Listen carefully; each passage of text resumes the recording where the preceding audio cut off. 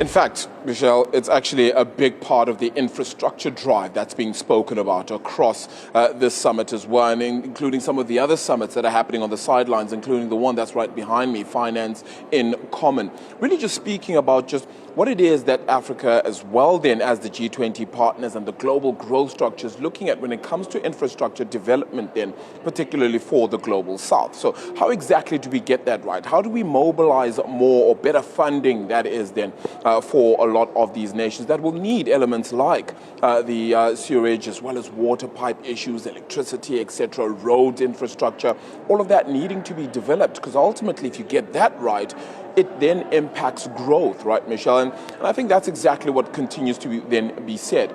The President, Cyril Ramaphosa, then spoke about that in some of the clips that you've just played as well. But then we also got to hear then from Edward Kieswetter, who moderated a panel with quite a few number of world leaders as well. Some of the leaders including Kristalina Georgieva, the head of the IMF, as well as the World Bank's head, AJ Banga, even the Deputy Secretary General of the UN, Amina Mohammed. And just to highlight a few issues, Kristalina Georgieva from the IMF really is talking about how tax policies and spending efficiencies are needed, and without this you can't achieve sustainable growth.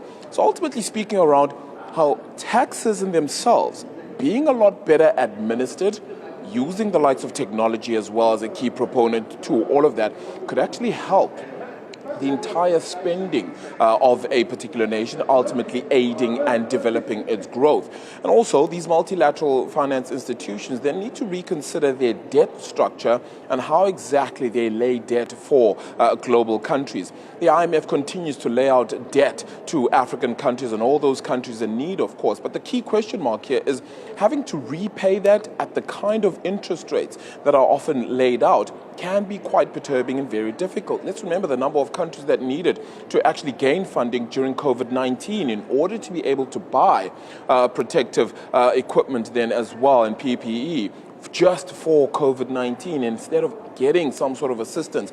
That, of course, takes away funding from important elements such as infrastructure development. So Kristalina Georgieva making a clear point to a lot of that then. The World Bank's AJ Banga also speaking about people don't want to pay taxes because they don't see the benefits. And if anything, that goes back to the conversation around South Africa's own tax system, of course, then. And there may be the real reason why we saw the sort of uproar, particularly around that 2 percentage point increase in VAT that was touted by the finance minister then in his budget speech recently, is primarily because a lot of people are wondering, one, we don't see the benefits, two, you seemingly are taxing the ones that are already overburdened at this time. Instead, AJ Banga, the World Bank head, saying it's time to focus on broadening the tax base, meaning you create more people who are able to actually pay taxes. That means you get more taxes in, and ultimately you continue to grow your country a whole lot further. So those are just some of the solutions being put forward, and you're quite right. Infrastructure development and development as a whole, and thus reducing the debt and growing the economies of the global south, being very important and pertinent as a key feature here, Michelle.